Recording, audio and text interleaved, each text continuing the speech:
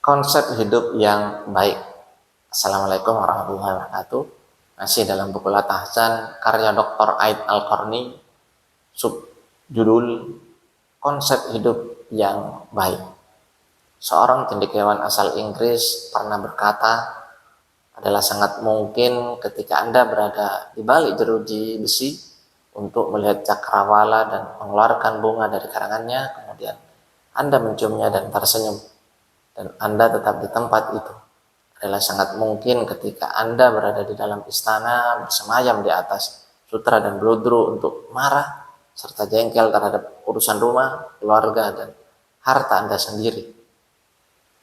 Belajar dari pernyataan di atas dapat disimpulkan bahwa kebahagiaan itu tidak ditentukan oleh tempat dan waktu, tapi oleh keimanan, kualitas ketaatan sebagai orang yang beragama, dan hati. Hati adalah tempat untuk melihat Rabb. Ketika di hati sudah tertancap sebuah keyakinan, maka akan muncul kebahagiaan yang mengalirkan kedamaian dan keteduhan ke dalam jiwa. Dari situ kebahagiaan akan meluap kepada yang lain. Dengan demikian kebahagiaan itu berada di bukit-bukit, di lembah-lembah, dan di atas pepohonan. Ahmad Ibnu Hanbal hidup bahagia, padahal pakaian putihnya penuh tambalan dan itu pun dia sendiri yang menjahitnya. Dia hanya memiliki 3 kamar yang terbuat dari tanah. Makanan yang dimakannya pun hanya sepotong roti dengan dilumuri minyak zaitun. Sepatunya sebagaimana dikatakan oleh para penulis biografinya sudah berumur 17 tahun, yang selalu ditambal dan dijahitnya sendiri. Hanya sekali dalam sebulan ia makan daging. Dia sendiri lebih banyak puasa. Dia tinggalkan semua masalah keduniaan hanya untuk urusan mencari hadis. Karena itulah dia mendapatkan ketenangan, hidup tanpa beban dan damai. Dia memiliki pijakan yang kokoh, obsesi yang tinggi, sadar akan kemana setelah kehidupan ini. Dia tahu bahwa hidup ini hanya untuk mencari pahala dari Allah dan untuk berusaha mencari akhirat dan surga.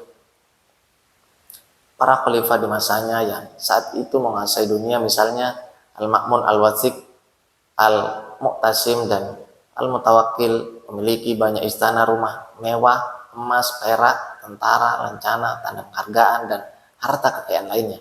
Apa saja yang mereka inginkan tersedia, tapi hidup mereka tertekan.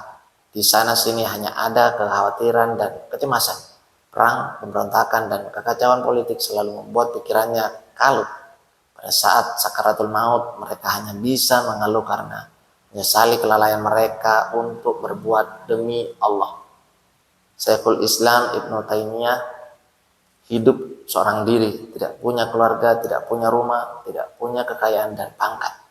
Dia hanya punya 1 kamar yang menempel samping Masjid Jami Bani Umayyah sebagai tempat tinggalnya. Hanya ada sepotong roti untuk makanannya dalam sehari. Hanya ada 2 potong baju yang dipakainya secara bergantian.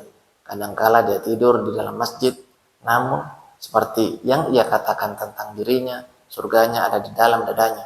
Matanya adalah syahid, penjara adalah tempat untuk merenung, dan pengusiran dirinya adalah sebuah perjalanan wisata. Semua itu bisa terjadi karena pohon keimanan yang ada di dalam dadanya tegak lurus di atas akar yang memberikan makanan setiap saat sesuai dengan izin Rabbnya. Pupuk pohon itu adalah inayah Rabbaniyah yang minyaknya saja hampir-hampir menerangi walaupun tidak disentuh api. Cahaya di atas cahaya berlapis-lapis. Allah membimbing kepada cahayanya siapa yang dia kehendaki. Quran surat An-Nur ayat 35. Allah menghapuskan kesalahan-kesalahan mereka dan memperbaiki keadaan mereka. Quran surat Muhammad ayat 2. Dan orang-orang yang mendapat petunjuk adalah petunjuk Allah, menambah petunjuk kepada mereka dan berikan ketakwaan kepada mereka, balasan ketakwaannya. Quran surat Muhammad ayat 17. Kamu dapat mengetahui dari wajah mereka kesenangan hidup mereka yang penuh kenikmatan. Quran surat Al-Mutaffifin ayat 24. Suatu hari Abu Dzar berangkat menuju Rabzah. Di sana ia mendirikan kemah dan bersama istri dan anak-anak putrinya tinggal di sana.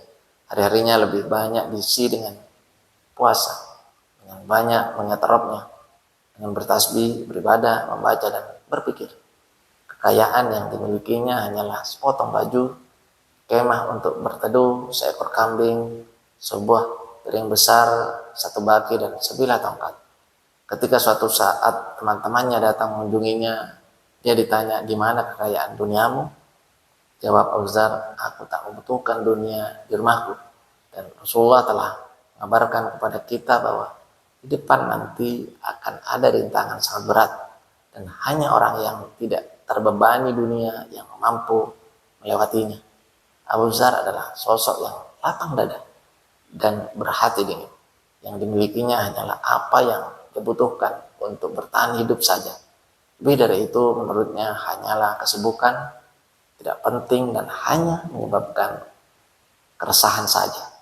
Dalam sebuah syair yang berjudul Abu Dzar fil Qarnil Khantis Asyar, Abu Dzar di abad 15 Hijriah, saya sebutkan tentang keterasingan Abu Dzar, tentang kebahagiaannya, tentang kesendiriannya, dan tentang kehidupannya yang menjauh dari masyarakat demi jiwa dan prinsip-prinsipnya. Di situ ia seakan berbicara tentang dirinya sendiri. Mereka bersikap lembut kepadaku, namun aku keras. Mereka keras dengan kematian, kubalas dengan lembut hingga aku merasa. Mereka menaikkanku dalam kendaraan, namun aku turun menaiki tekadku. Mereka turunkan aku, lalu aku naik kebenaran yang sama. Kuusir kematian di depanku, lalu dia berpaling, dan aku lewati kematian sedang terkantuk-kantuk. Pasir-pasir telah menangisi kesendiriannya dan berkata, "Abu Dzar, jangan takut dan jangan putus asa." Kukatakan, "Tak takut, sebab keyakinanku masih sangat belia. Aku tak akan mati hingga aku diinjak. Aku telah berjanji kepada sahabat dan teman karib, dan aku belajar dari cita-citanya." Itu tadi kutipan dari buku Latazan. Semoga bermanfaat. Wassalamualaikum warahmatullahi wabarakatuh.